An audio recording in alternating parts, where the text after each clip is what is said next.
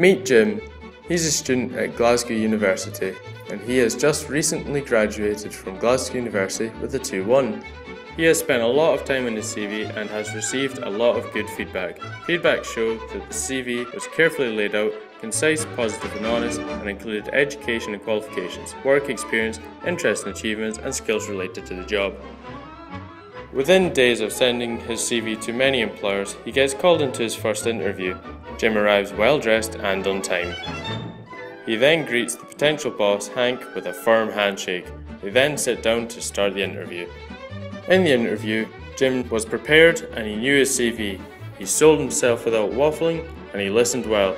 Jim believed everything went perfect. After the interview, Hank decides to go online to find any extra information about Jim before offering a job. Hank cannot find a personal website or LinkedIn account, so he checks Jim's Facebook. Hank was surprised to see a different side to Jim and was far from impressed. As if Hank will give Jim a job now.